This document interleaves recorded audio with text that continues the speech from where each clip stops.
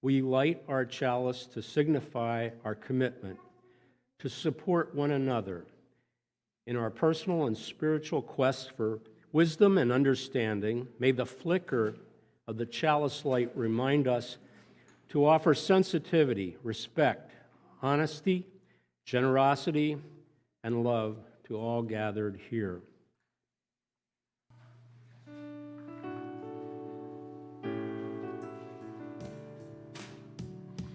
Draw the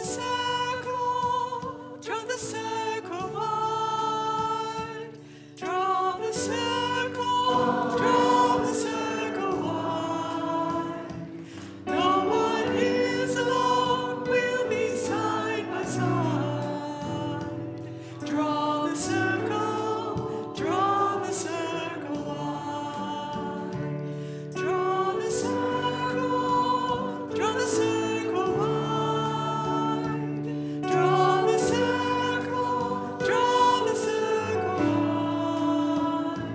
No one is alone, we'll be side by side. Draw the circle wide. Draw the circle wide, draw it wider still. Let this be our song. No one is alone, we'll be side by side. No one is alone. Draw the circle wide. Draw the circle wide, draw it wider still. Let this be our song. No one is alone, we'll be side by side. No one is alone. Draw the circle wide. Draw the circle wide.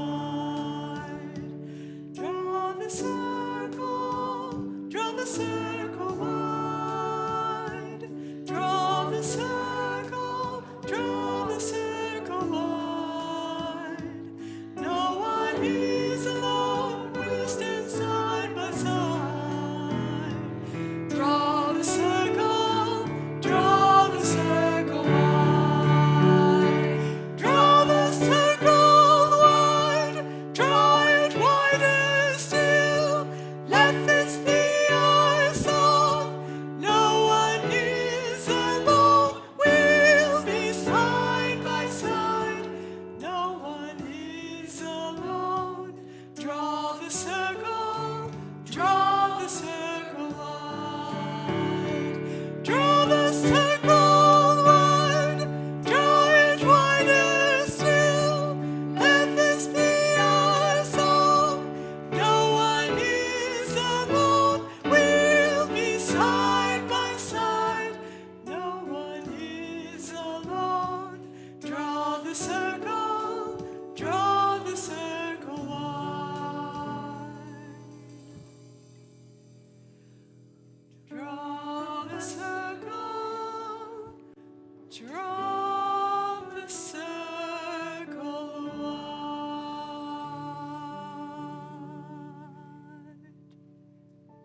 I'm going to be talking later today about something called grief. Have any of you ever heard that word before? Grief? That's a new one for you? Yeah. Mimi, have you ever lost something? What have you lost?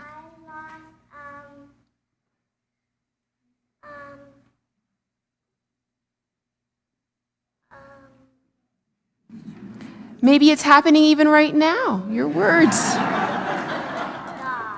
Your dog? Oh.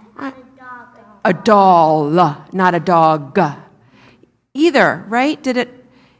Could you find the doll? No. How did you feel when that happened, if you don't mind my asking? Sad. When I was a baby, I lost it. Oh, so a little while ago. I'm going to ask you, have any of you out there ever lost something and felt sad? And if you have, could you raise your hand? Maybe just look around at all the people that have lost something and felt sad. And so today we're going to talk about a little bit about that this thing called grief touches us all. And I'm going to share today with a story called Tear Soup by Pat Schweibert and Chuck Delkin. And although this is a picture book, I believe it is a story for all of us. So, I will show pictures later. My eyes need me to look here and then show pictures. There was once an old and somewhat wise woman whom everyone called Grandy. She suffered a big loss in her life. Pops, her husband, suffered the same loss, but in his own way.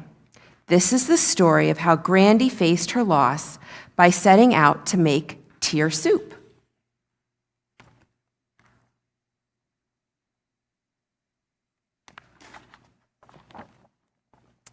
For many years, the custom of making tear soup had been forgotten. People became very busy and they rushed around. They drank soup out of a can. They heated it on the stove. But several years ago, Grandy got a taste of well-seasoned tear soup. One of her friends made it from scratch when her child died. As soon as Grandy tasted the rich flavor of that carefully made soup, she promised herself never again to assume that quicker is better. And there you can see Grandy's looking at the cans, but she's deciding this time she's going to make the soup on her stove. Yes. Because of her great loss, Grandy knew this time she was going to need a big pot. She needed plenty of room for memories and feelings and misgivings and tears. There's her big pot. Whoa, yeah. Sometimes we need a big pot. She put on her apron because she knew this was going to get messy. It seems grief is never clean. To make matters worse, grief sometimes takes longer to cook than any of us want it to. So Grandy started to cry, and she sobbed. Sometimes she wept quietly, and sometimes when she was in a safe place and no one could hear, she wailed. And there she is sitting in her car. I don't know if any of you relate to that, the moment in the car where you just are by yourself. She is with her dog. Pets seem to have a way of being able to be with us in big emotions. Grandy knew she had much to make in her soup. She had learned from past experiences that sometimes people don't like to be around tears. So this old and somewhat wise woman reflected that her own special recipe would be overflowing with a pot of memories. It would be a task that she would repeat many times over the months. Grandy winced when she took the first sip of her broth. All she could taste was the salt of her tears. But for now, this was the only thing on the menu. Then she added her memories. There were things Grandy never wanted to forget. These included good times and bad times and silly times. When her arms were so full of memories, Grandy made a trip to the kitchen. One at a time, she stirred all of the memories into her pot. And so there she is with her picture albums and all of the good memories and the silly memories and all the things into the pot. Eventually, Grandy didn't have anything to add to the soup pot anymore. There were no words that could describe the feeling she had in her heart as she stirred. She looked out the window and was surprised to see that the world around her was going on like nothing had ever happened.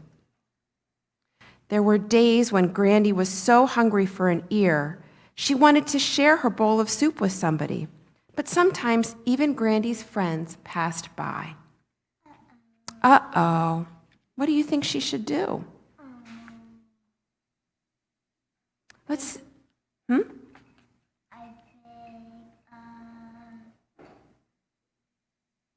if she asked, she would say no, and if she asked again, I think you might be onto something if she asked. So she asked her friend Midge. "I'm here," Midge cried. "I got here as fast as I could, and I'm going to be here whenever you need me. I am so sorry you're having to make such a big pot of soup." What a relief. Grandy knew she didn't have to be careful about what she said around Midge. Midge wouldn't try to talk her out of what she was feeling. Grandy could even laugh and not worry that Midge was going to assume it was all better. "Sorry I couldn't get here sooner." "No problem," replied Grandy. "I've got plenty of help. But most of these friends will be history soon. They're going to be over my tragedy before I am. But you're going to be here." And so there's her friend Midge that she asked to come for help, standing at the door with stuff. So she did just what you said, Mimi. She asked for help. "I don't know what to say, but I'm here to listen." Midge listened and listened, and then she said, "Why don't we go for a walk?" "I know exercise is supposed to help me," said Grandy, "but my legs feel like concrete blocks. We better not go too fast or too far from home." And so look, there they are. They're going for a walk. So Midge listens. Midge goes for a walk. That's right, with the dog and her friend. Making tear soup is hard work. Sometimes it was all Grandy could think about. Even things Grandy used to love, she didn't always have energy for. Some of Grandy's friends over the years hadn't tended to their tear soup, so their soup pots boiled over and made a mess. Grandy knew there were times that she needed to take a break from her soup making. So she did. Grandy heard that there was a neighbor having turns of soup at their table. So Grandy, being an old and somewhat wise woman, called and invited her friend to this big soup gathering. So they were going to go all have soup together. People sharing in their soup pots. The dog is chewing the bow. The dog is. The dog's there all the time. The dog doesn't leave. One day, Grandy was going for her ride with her grandson, Chester. "Mom says you've been making tear soup. What does she mean?" Chester asked. "Hello. Well, tear soup is a way for you to sort through all the different feelings and your memories. Remember when your baby brother died right before he was born and your mom was sad and she held his blankie and wept? She was making tear soup. And you made tear soup yourself by acting out your own disappointment when you shouted at Jason. And remember when Billy's dog died, he didn't want to play with you? He was making tear soup. Some days when you're making tear soup, it's hard to just breathe, and some days you feel like running away. You just hope a better day comes. And then the hardest part of all, when you decide it's okay to eat something than tear soup. The next morning, Grandy cleaned up her kitchen, and her grandson Chester was with her. Chester wondered what she was doing, and she said, "Well, I don't think I'll actually finish this, but the hard work is done. I'm going to stick my soup in the freezer for another day."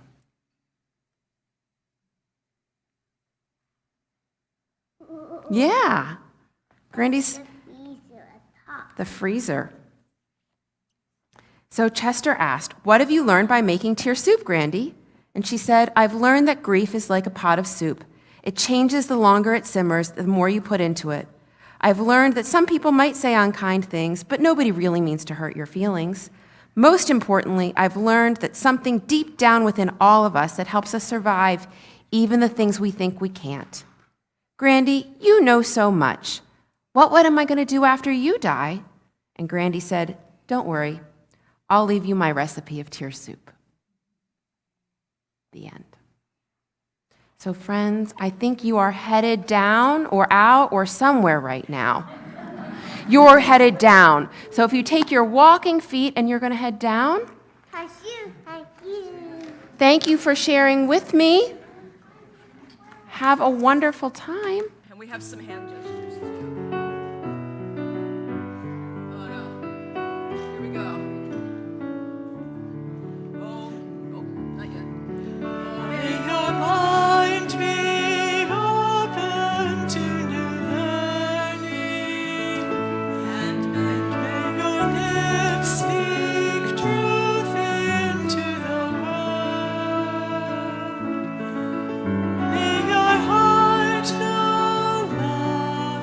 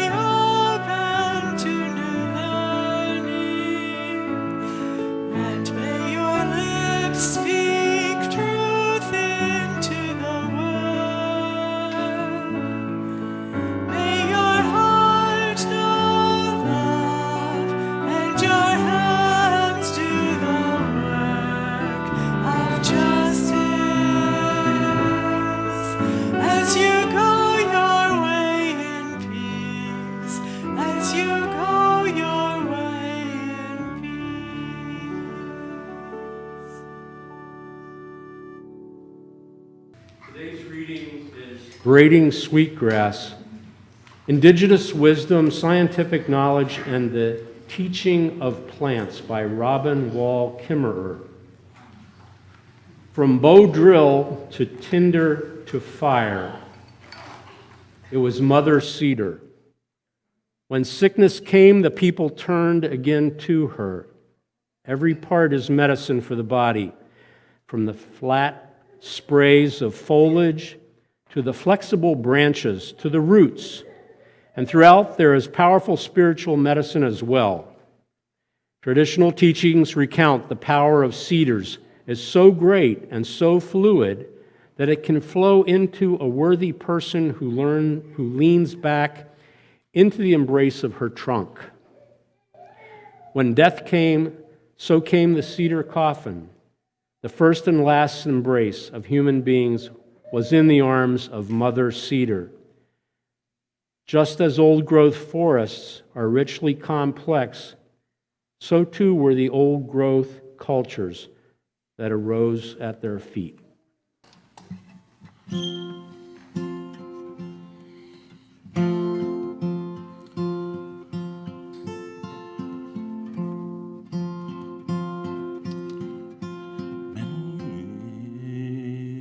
Many's the time I've been mistaken, and many a time confused.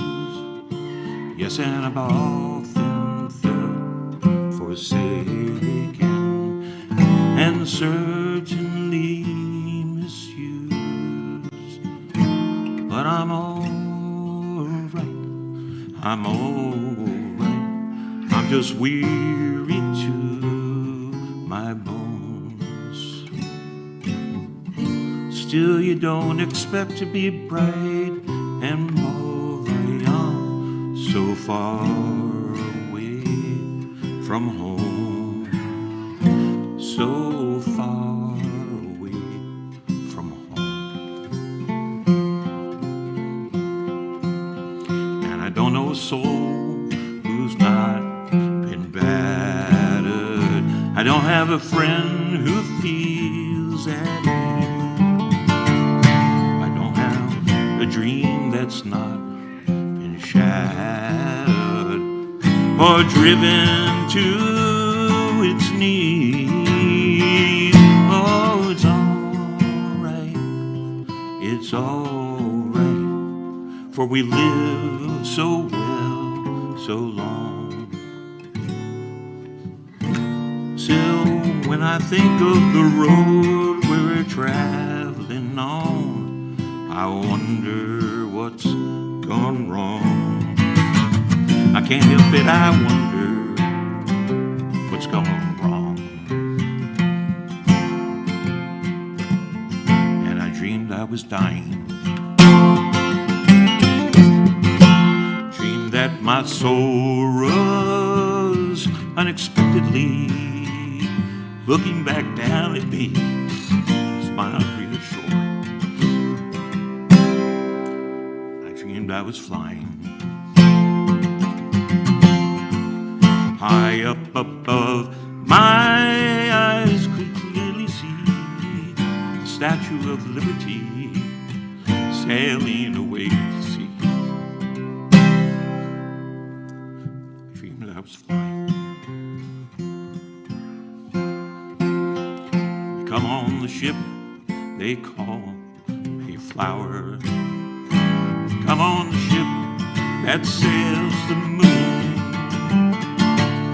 Come in age's most uncertain hour and sing an American tune. Well, it's all right. It's all right. It's all right. May you be forever blessed. Still, tomorrow's gonna be another working day, and I'm trying to get some work. That's all I'm trying, to get some rest.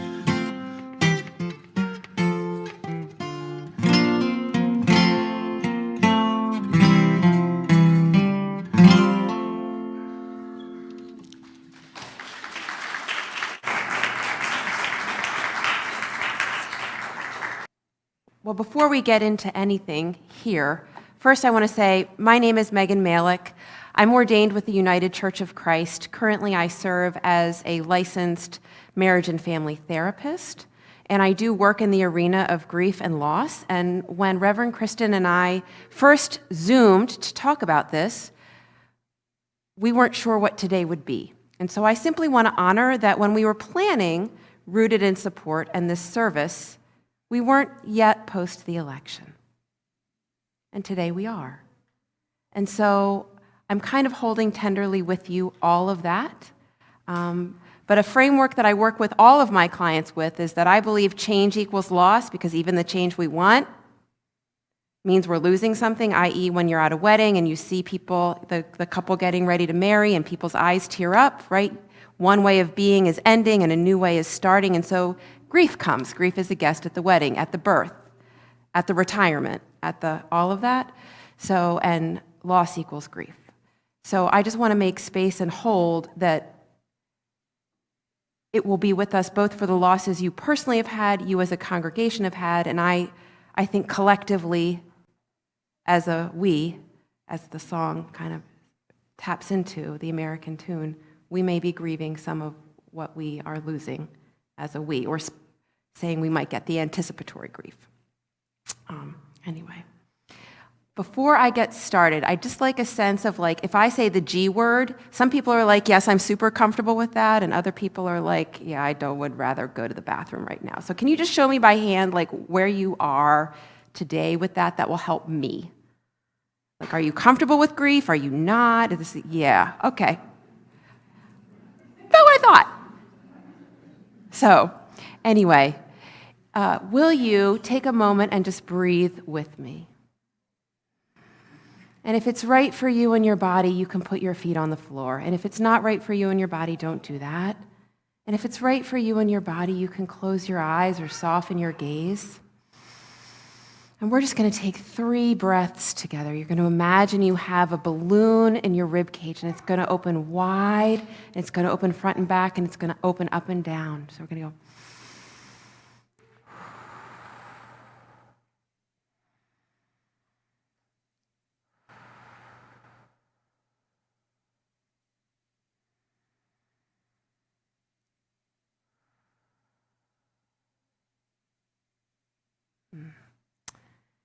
In the May of 2023, I was doing a road trip up Coastal Highway 1 with my spouse. We were headed toward Big Sur. We wanted to hike in the redwoods that were there. However, we got detoured because in the spring of 2023, the road to Big Sur was closed. Big Sur was closed. Not only had Big Sur experienced ongoing fire, Big Sur experienced water and then avalanche. And so Coastal Highway 1 had actually washed away. So we detoured west, came in, found our way north again, but I was really intent on wanting to hike in a forest that had redwood, sequoia, and big cedar trees. Like, I mean, it was like a mission that I was on. So we used GPS and we found a trail, and we wound our way up the mountain, and then as we hiked our way in, we saw a trail that said it led to Old Tree. Old Tree is the oldest redwood standing in the forest that we were hiking in. As we hiked, you couldn't help but notice the singed bark, the crackling underneath our feet, because this forest too had fairly recently experienced fire. So there was evidence of destruction, of fire, of death all around, but there was also evidence of life. There was greenery on the tops of the trees. There was new life actually springing up next to ash. In the midst of the hub, we found this grand tree who, according to the sign beside the tree, was 280 feet tall, 12 feet in diameter, and foresters guesstimate that this tree is over 1,200 years old. Can you imagine all that this redwood tree has seen in her life and all that she's done? I became obsessed with this tree. I hugged it, we stood by it. There may or may not be a picture there of it but I have a picture, and you can see my spouse's head only, and like the tree just goes up. It's enormous. The signs beside the tree also talked about how do these forests survive these fires.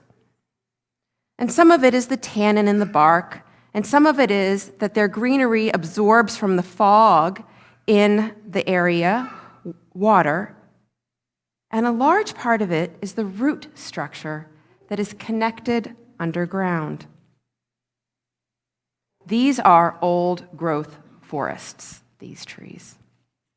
I don't know if you are aware of this or familiar, but this sent me down a research path. I discovered Suzanne Simard. She is a professor of forest ecology at the University of British Columbia. She wrote the book Finding the Mother Tree. She also has several TED Talks that you can watch. Her research is about how trees, different kinds of trees, specifically she looked at paper birch, Douglas fir, and western red cedar, are interconnected underground through their root structure. And they literally send one another nutrients and water under the soil.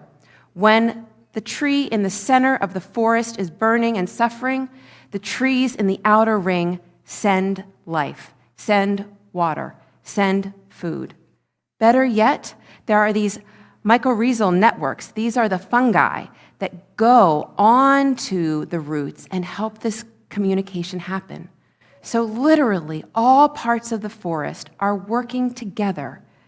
They are creating, as Suzanne Simard says, an important and vibrant network of nearly microscopic threads.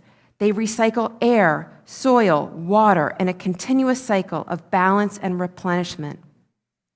She says survival depends not on the fittest, but on the collective. Well, as somebody that works with grief and grieving people, I saw this, I read this, I researched this, and I thought, dang, this is how we support people in loss and grief. We send things. The people in the outer ring send things. So I'm curious if you'll do a little experiment with me now. You don't need to close your eyes, but I invite you to call up inside yourself a time you've lost something or someone, and to imagine who helped you get by. And how did they help you get by? Whose roots are connected to your roots?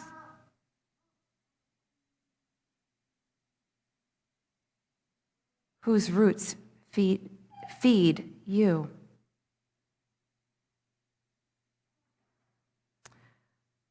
I listened to Reverend Kristen's sermon last week about 3 times this week, and something struck me that she said that you are a sanctuary people. That's how you all refer to yourselves. I'm not sure if that's you use or this congregation in general. And I thought, well, sanctuary people sound like old growth forest people to me. They sound like a complex network. They sound like they've got all different kinds of trees in their forest and that their roots are connected. She went on to talk about Deepa Iyer's social change model, and she was inviting you all to envision where you will plug in. And so today, I kind of want to piggyback on what Reverend Kristen suggested last week, and to say, when you are grieving yourself or are with people in loss, to envision that that's a way that you can support by being a kind of tree to them.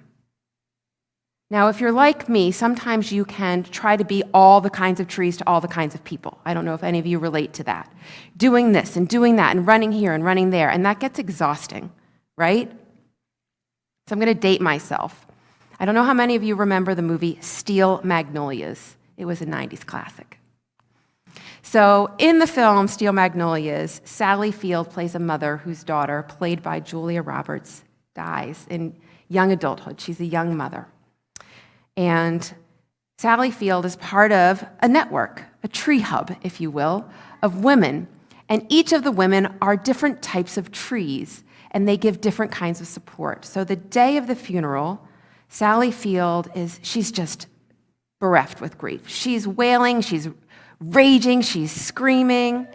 And so you see the women come and be with her and witness, and I'll be darned, Shirley MacLaine, who's plays a character named Weezer, is kind of shoved forward, and they tell Sally Field's character to punch her, which sounds ridiculous in the moment, but something snaps, and in that moment, you see how that moment of levity and humor brings the women back together. And so I offer this to say, I think sometimes we have preconceived ideas of how we must be. And so I want to give you 4 different typologies that I've created for kinds of trees and to suggest there's no one right tree to be. It's what tree is your tree? So from my perspective, the redwoods, like I was with, seem to be able to both connect emotionally and practically. In the movie Steel Magnolias, Sally Field seems pretty much like a redwood to me. She's able to be with her daughter, she's got a little levity, she goes back and forth. Then there are the weeping willows. The weeping willows are that friend that you can call up at 1 o'clock in the morning and just weep and weep and weep. I don't know if any of you have those. But they might not be the person that you want to call the next day to help you pack up the house that you have to move. Those would be your oak trees. And then finally, there is the fruit tree. And the fruit tree is one that brings delight and joy and levity and humor. And so as we go through these next weeks and months together, I suspect there may be losses here and in our wider world that we're going to need to sit with, be with, and discern how are we going to be with one another.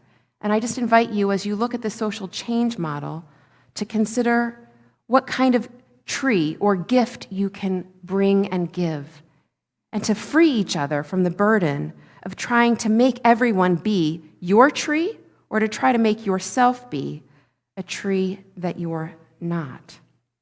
Certainly, the world needs all of us now to be the best and the strongest kind of tree that we can be. And in fact, Robin Wall Kimmerer says, if one tree in our forest fruits, all fruit. In a forest, there are no soloists. No one tree in a grove, but a whole grove. Not one grove in the forest, but every grove, all across the country and the state. The tree acts not as an individual, but as a collective. Exactly how they do this, we don't yet know. But we see is the power of unity. What happens to one of us happens to all of us. We can starve together or we can feast together. All flourishing is mutual. And so, as you go about and you journey with one another, and you weep together and you laugh together, and you have each other's backs together, and you send things through the networks together, may you know that you will flourish together, that we can flourish together, and that we have more power underneath the ground than you can possibly imagine if you stay networked.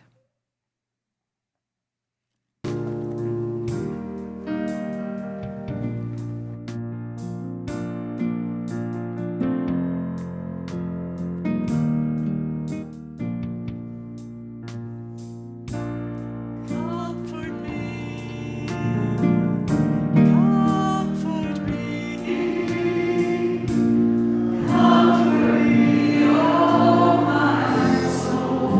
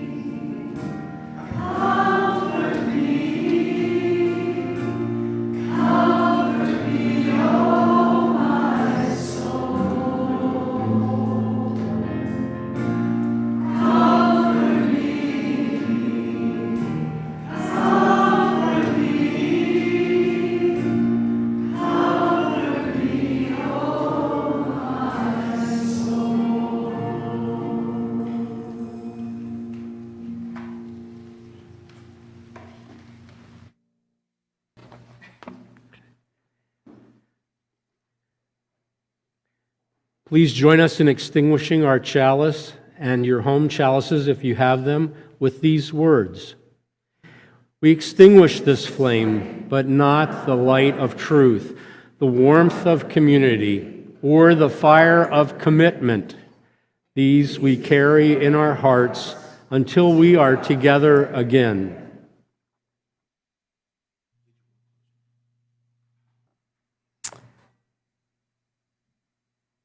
So I have a printed thing, but in my tradition, this is what we say. We say, as you go from this place, you do not go alone or empty-handed. Do not render anyone evil for evil. Be of good faith. Be of good courage. Hold fast to that which is true.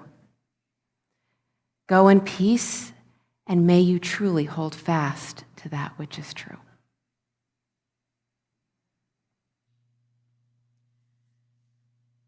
We shall be known by the ones who sow and reap the seeds of change alive from deep within the earth. It is time now. It is time now that we thrive. It is time we lead ourselves into the well. It is time now, and what a time to be alive. In this great turning we shall learn to lead in love. In this great turning we shall learn to lead in love. We shall be